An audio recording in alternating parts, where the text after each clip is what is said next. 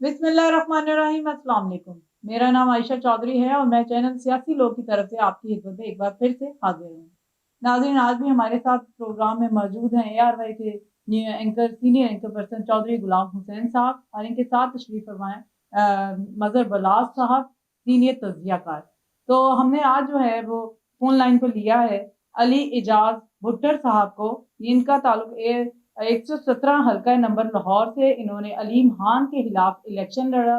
बहुत सा खौफ जो तारी होता है वो उनके उनके बुत तोड़े और साथ ही जो है बहुत कोशिश की कि ये कामयाबी की तरफ जाएं, मगर ये जाते हुए भी ना चाहते हुए भी हार गए। तो आज इनसे पूछेंगे कि आपने क्यों फॉर्म नंबर 45 के तहत आपकी क्या पोजीशन है और क्या आप जीते भी हैं या फिर हवाई बातें ही हुई हैं या फिर वाकई में सीरियसली कोई धांधली हुई है। अस्सलाम वालेकुम sir and welcome to the show. जी वालेकुम सलाम। अच्छा, आपके सामने आपने मुझे तो हारा हुआ ही बना दिया है। अल्हम्दुलिल्लाह हम तो जीते हुए हैं। नहीं, मैंने तो हमारे जिताया हुआ है आपको। जोई साहब, बिल्कुल 329 पोलिंग स्टेशन है। मेरा नहीं ख्याल, मैंने सारे फॉर्म देखे हैं, किसी पोलिंग स्टेशन में मैं हारा हुआ हूँ। और मेरी वादे लीड थी, बल्कि मेरे जो एमपीएस थे उनसे भी ज्यादा मेरे वोट है। और जो मेरी टोटल लीड है वह 16,600 है। लेकिन आपके सामने जिस तरह इलेक्शन हुआ, मेरे जो मदे मुकाबल थे, किस तरह रियासती वसाइल में उन्होंने कैंपेन की, 20-20 डालों के साथ वो कैंपेन करते थे। पुलिस के डाले, पुलिस का स्क्वाड उनके साथ होता था, वही पुलिस के डाले 20-20 मेरे ऑफिस में मेरी वर्कर्स को, मेरे सपोर्टर्स को हरासा करने के लिए मौजूद होते थे। कहा यह जाता था कि आप अपना मरकजी दफ्तर नहीं खोल सकते। तो मैंने कहा मैं भी कैंडिडेट हूँ, मेरा हक है, मेरा आईनी हक है और मैं वकील हूँ, मैं समझता हूँ मैं कुछ गलत तो नहीं कर रहा। और मेरी अभी तक 31 साल उम्र होगी, आज तक किसी पुलिस के थाने में, किसी अदारे में एप्लीकेशन तक नहीं हुई। तो जैसे ही मैं कैंडिडेट बना, एक लातादाद एफआईआर का सिलसिला मेरे पे शुरू हो गया। इससे पहले आप चेक करवा सकते हैं, आज तक मेरे पे, जो कि मेरे लिए फख्र की बात है। अब जो सियासी एफआईआर मेरे पे रोजाना होती है और हर हफ्ते मेरी गिरफ्तारी आजकल तो हो रही है। तो ये आपके सामने जो फाशिज्म और जुल्म का तमाशा जो बना हुआ है, मैं समझता हूँ कि इस 20-21 महीनों में जो तमाशे मजाक इस मुल्क के साथ किए गए, अगर पाकिस्तान की फिल्म इंडस्ट्री पता नहीं किधर सोई हुई है, कम अज कम 1,000 इस पे फिल्में बनाई जा सकती हैं। सारे तमाशे मजाक आपके सामने है। सियासी अदमे से काम, माशी अदमे से काम, ना कानूनी सारी आपके सामने है। रूल ऑफ लॉ तो है ही नहीं, ना रूल है ना लॉ है। फिर आपके सामने हम इतनी मुश्किल से वो पहाड़ अबूर करके हमने इलेक्शन जीते। 45 के मुताबिक एक दिन हमने जश्न मनाए, हमारी रैलीज निकली, हल्के में लोग हमें मुबारकबाद देने आ रहे थे। फिर अचानक क्या होता है कि रिजल्ट हमारे चेंज कर दिए जाते हैं। और किस तरह आरओ को धमकियां दी गई, किस तरह जो मेरा आरओ था, जैसी मेरी सुबह उससे मुलाकात होती है, उसके कपड़े फटे हुए थे, उसको कहा यह गया कि तुम्हारे बच्चे उठा लेंगे, कहा यह गया कि तुम्हारी बीवी का रेप कर देंगे, यहाँ तक उसको कहा गया। उसने सारी चीजें मुझे बताई। और फिर आपके सामने जो रिजल्ट चेंज किए गए पूरे मुल्क में, कम अज कम हमारी पार्टी की 100 सीटें हमारी खाई गई। और उसके बाद आप देखते हैं कि जो फॉर्म 47 झूठे फॉर्म 47 इशू किए गए, पूरे मुल्क में इशू किए गए, खासकर लाहौर डिवीजन में, खासकर पिंडी डिवीजन में, कराची में सारे फॉर्म हमारी सीटें खाई गई। और जो जैली एमएनएस बनाए गए, जैली एमपीएस बनाए गए, और फिर उसके बाद जो हुकूमत जैली बनाई गई है वो भी जैली है। और उसके बाद जो प्राइम मिनिस्टर बनाया गया वो भी जैली है। और आज सदर का जो इंतखाब हुआ है वो भी जैली है। हम तो नहीं मानते, ना इस वज़ीर आज़म को मानते हैं, ना इस सदर को मानते हैं, ना इस हुकूमत को मानते हैं। इंशाल्लाह इमरान खान साहब की हदायत पे हम तहरीक का आगाज कर चुके हैं। और ये तहरीक जब तक हमारा मैंडेट ये वापस नहीं करेंगे, तहरीक हमारी चलती रहेगी। और इंशाल्लाह हमारी जो खान साहब के हवाले से जो हमारी पिटिशंस है, हमारी अपीलें हैं, वो लग चुकी हैं, उसमें फैसले होने हैं। हमें उम्मीद है कि रमजान के महीने में इमरान खान साहब घर वापस आएंगे और जो ईद है वो अपने घर में करेंगे। इंशाल्लाह उनकी एक झलक भी हुकूमत के खात्मे के लिए काफी हो। अली एजाज भुट्टर साहब, एक तो आप हमारे हमसाए हैं। कित्तो पंजोरी जो है उस वक्त तो बड़ा मशहूर तो नहीं था, लेकिन आप वहाँ से होनहार एक सियासतदान के तौर पर उभर कर सामने आए हैं। आपने इमरान खान के वकील के तौर पर जिस जुर्रत से, दिलेरी से, बहादुरी से खड़े रहे हैं, डटे रहे हैं, और उसी के नतीजे में आपको हल्का 117 शाहदरा और मुल्हका इलाके जो थे वहाँ से खान साहब ने ज़ाती दिलचस्पी लेके आपके खिलाफ कई कई साजिशें भी हुई, कभी आपको टिकट दिया जा रहा है, कभी नहीं दिया जा रहा, लेकिन खान साहब ने कहा वो अली एजाज भुट्टर ही लड़ेगा, और आप ही लड़ सकते थे। और आपने आफरीन है आप पर, किसी वक्त भी आपने यानी दौड़ नहीं लगाई और मुकाबला किया, और आपके बकौल 3 to 9 जितने पोलिंग स्टेशन है तमाम की ये ओवरऑल लीड जो है 16,000 के आप जीते हुए हैं। आज नहीं तो कल किसी ना किसी अदालत में तो इसका आपके हक में फैसला होना है। अवामी अदालत में हो चुका है और पूरी कौम आपके साथ खड़ी है। अलबत्ता अदालतें और ये सियासी गमाशते और सियासी मफाद टोले वो साजिशें करके PTI को, इमरान खान को, अली एजाज भुट्टर को नीचा दिखाने में लगे हुए हैं। आप समझते हैं कि जो आपकी एहतजाजी तहरीक है और कानूनी जंग है, how long will it take you to take back all these seats stolen from you and going back to the houses of parliament? जी बिल्कुल, मैं अगर आपको अपना केस समझाऊं तो मेरे टोटल 53 पोलिंग स्टेशन के फॉर्म 45 चेंज किए गए हैं। अगर मैं आपको दिखाऊं तो आप सब हंसने लग जाएंगे। एक ही लिखाई से सारे फॉर्म भरे गए हैं, एक ही लिखाई से ओवर राइटिंग की गई है, एक ही लिखाई से सारी कार्रवाई की गई है, एक ही लिखाई से सब प्रिजाइडिंग ऑफिसर्स के, सीनियर प्रिजाइडिंग ऑफिसर्स के साइन किए गए हैं। तो ये मजाक तमाशा हम सब देख रहे हैं और ये मजाक तमाशा हम अदालतों के सामने भी रखेंगे।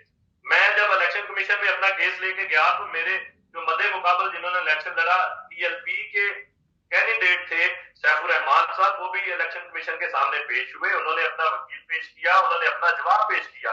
उन्होंने बताया कि जो हमारे फॉर्म 45 है और अली एजाज भुट्टर के फॉर्म 45 है वो हमारे सेम है और हमारे फॉर्म के मुताबिक अली एजाज भुट्टर विनर है। इसी तरह जमात इस्लामी के जो जहांगीर साहब कैंडिडेट थे जिन्होंने मेरे खिलाफ इलेक्शन लड़ा, वो भी इलेक्शन कमीशन ऑफ पाकिस्तान में पेश हुए। उन्होंने भी अपने फॉर्म 45 सारे रिकॉर्ड पे लेके आए, USB में भी उन्होंने दिए। उन्होंने भी कहा कि अली एजाज भुट्टर ही हमारे फॉर्म 45 के मुताबिक विनर है। तो ये कैसे हो सकता है? अगर अब ये कहते हैं कि शायद हमने जाली बनाए हुए हैं, तो हम तो जाली अगर बना सकते हैं खुदा न खास्ता, तो TLP जो लबैक वाले हैं उन्होंने भी 40,000 वोट दिया हुआ मेरे हल्के में, वो तो जाली नहीं बना सकते। जमात इस्लामी वाले तो जाली नहीं बना सकते। तो ये तमाशा मजाक एक दिन एक्सपोज इंशाल्लाह जल्द होगा और ट्रिब्यूनल्स बन चुके हैं। हम उधर पिटीशन भी फाइल कर रहे हैं और हम तो इस्तदा करते हैं सुप्रीम कोर्ट ऑफ पाकिस्तान में। इस मामले में हम मंडे को पिटीशन भी दायर कर रहे हैं सुप्रीम कोर्ट ऑफ पाकिस्तान में। हमें बड़ी उम्मीद है सुप्रीम कोर्ट इस मुल्क की सबसे बड़ी अदालत है कि वो कम से कम हमारे साथ इंसाफ करेंगे। लोगों का हक मारा गया है, मेरे हल्के का हक मारा गया है, तो लोग हमसे पूछते हैं कि बताओ भाई जो वोट हमने आपको डाला था वो वोट किधर है? तो हमारे पास जवाब नहीं होता। हम शर्मिंदा होते हैं कि हम शर्मिंदा हैं कि आपके जो वोट आपने हमें डाला उसकी हम हिफाजत नहीं कर सके। तो इसीलिए हमने सुप्रीम कोर्ट से भी इल्तिजा किया, हमने पिटीशन भी दायर किया जो मंडे को इंशाल्लाह हम कोशिश करेंगे कि हमारी टेकअप भी हो जाए। तो उम्मीद है कि सुप्रीम कोर्ट भी इस मामले को देखेगी। अच्छा भुट्टर साहब, मेरे 2-3 सवाल हैं आपसे। जी जी, ये तो आपने फिल्म इंडस्ट्री की बात की, तो मेरा ख्याल है फिल्म जो बनेगी ना अगली, वो बनेगी साडी गल हो गई है, ये फिल्म बननी चाहिए। दूसरा जो आपने कहा कि एक ही लिखाई के साथ लिखा गया है, तो फोरेंसिक क्राइम। और नंबर 3, पंजाब जो है अभी तक अगरचे आपको अवामी हमायत हमदर्दी हासिल है, लेकिन जिस तरह खैबर पख्तूनख्वा में खौफ के बुत तोड़े गए थे, पंजाब में अभी तक वो खौफ के बुत किसी हद तक हम कह सकते हैं कि लाहौर में आपने तोड़ने की कोशिश की, मगर पंजाब में वो बुत टूटे नहीं। इसकी भी कोई स्ट्रेटेजी आपने बनाई है? और बाकी 2 सवाल भी आपके सामने पेश कर दिए, जवाब दे दीजिए। जी मदर साहब, बिल्कुल आपकी बात ठीक है कि जो पंजाब में इन्होंने डराया गया। खाली मैं अपने हल्के की बात करूं, मैं जब कैंपेन पे जाता था तो हर गली में कोई ना कोई 9 मई में अरेस्टेड था।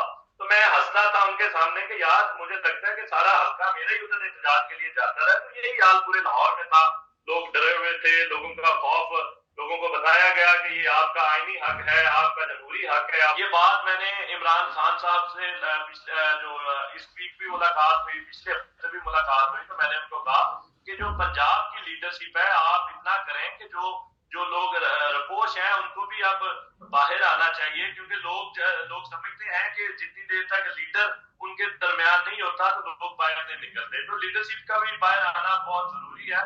और ज़ाहिर है मसाइल तो बहुत हैं और खौफ भी बहुत है, केसेस भी बहुत ज्यादा इन्होंने कर दिए हैं। और मैं समझता हूँ कि जितनी हमारी पंजाब की भी लीडरशिप है उनको भी अब लीड करना चाहिए और बाहर आके जो हमारी तहरीक है उसका हिस्सा बनना चाहिए। तो आप लीड करें, आप लीडर हैं जी, आप लीडर हैं, आप क्यों नहीं लीड करते? जी मैंने उनको कहा कि अगर आप मेरी जिम्मेदारी लगाएंगे तो मैं वो जिम्मेदारी के लिए तैयार हूँ, मैं लोगों को निकालूंगा, मैं वकील हूँ और मुझे पता है कि मेरा क्या हक है, क्या मेरा आईनी हक है, क्या मेरा जमहूरी हक है। और इसी तरह अगर आप पिछले 2 हफ्तों की रूटीन देखें तो मैं 2-3 दफा गिरफ्तार रहा हूँ और मेरा अब तो रूटीन बन गई है कि मैं हर हफ्ते गिरफ्तार हो रहा हूँ। अब सुबह क्योंकि हमारी कल भी एहतजाज है, वही मैंने आपको बात रिपीट कर रहा हूँ कि कल एक दोस्त कह रहे थे कल डिनर इकट्ठा करते हैं। मैंने कहा बिल्कुल जरूर, कल अगर मैं गिरफ्तार ना हुआ तो कल डिनर हम इकट्ठा करेंगे, वरना मैं हवालात में हूँ। वो तो ये फासिज्म और जुल्म जारी है, इसका सामना हम कर रहे हैं और इंशाल्लाह ये तहरीक जो हमारी जारी रहेगी और हमारा हक जो हमने इन्होंने हमारे से छीना हुआ है वो हम इनसे छीनेंगे, क्योंकि वो हमारे साथ वो डाका डाला गया। अच्छा मेरी गल सुनो ना, वो को चार किले वेच के तो फिल्म जड़ी है ਉਹਦੇ ਬਣਵਾਓ ना, साडी गल हो गई है। ये फिल्म एक नहीं बनी ना जोई साहब, ये फिल्म में 1000 फिल्म बनी है। जेड़ा जुल्म हर खाचे की दास्तान है फिल्म दी। ये मजाक तमाशा जेड़ा इन्हें इस मुल्क के नाल कीता है, कम से कम 1000 फिल्म बनेगी, एक फिल्म नहीं बनी है। बड़ियां लंबियां खान साहब ना की गल हुई है। अली एजाज साहब, आप हमसे बताएं कि हमारे नाजरीन को कि खान साहब से आपकी मुलाकात कब और कैसे हुई और किस तरह, क्या उनके मतलब इरादे थे, क्या उन्होंने बातचीत की और इतनी मतलब लीडरशिप आपकी जो है वो कामयाब हो के भी जो है हुकूमत में नहीं आ सकी, तो इसके बारे में उनका क्या ख्याल था?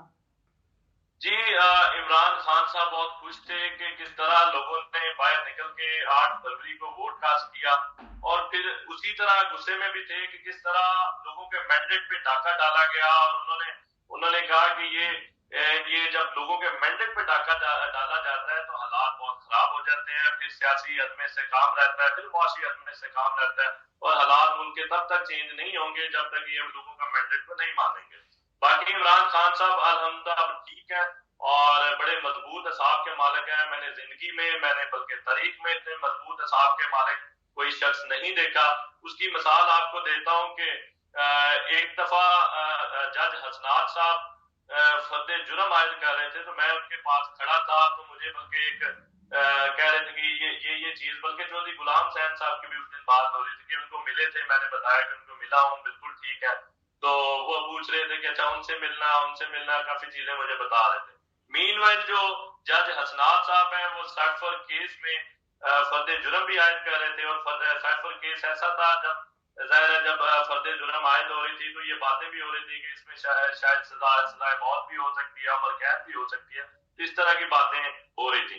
वही फर्दे जुर्म वो पढ़ के सुना रहे थे, बाकी लोग रोस्टम पे थे। मुझे उन्होंने जज साहब ने हमें भी बुलाया कि आप लोग भी रोस्टम पे आ जाए, हम उधर भी खड़े थे, तो खान साहब काफी चीजें मुझे लिखवा रहे थे।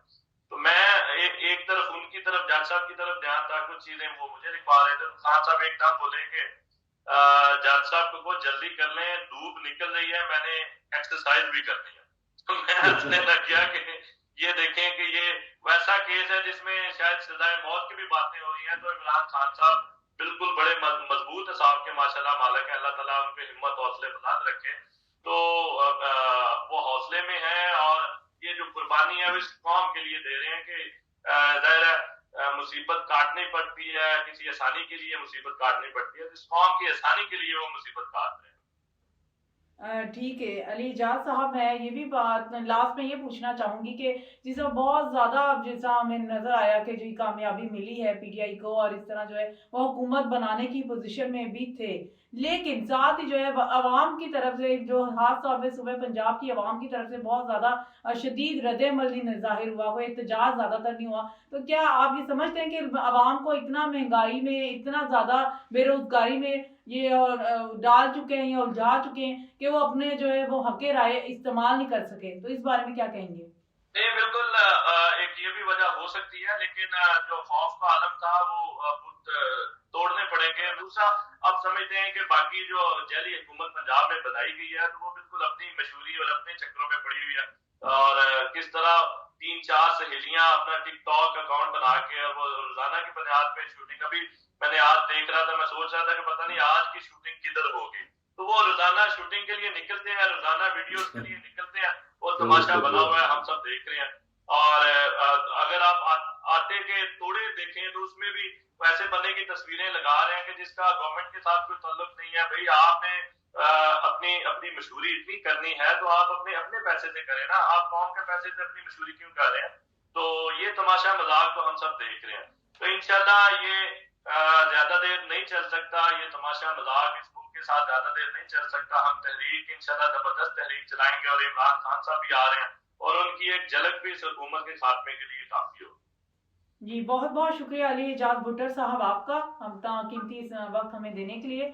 लास्ट में मैं चौधरी गुलाम हुसैन साहब का भी शुक्रिया अदा करूंगी, और मजर बलराज साहब आपका भी शुक्रिया, और अल्लाह हाफिज।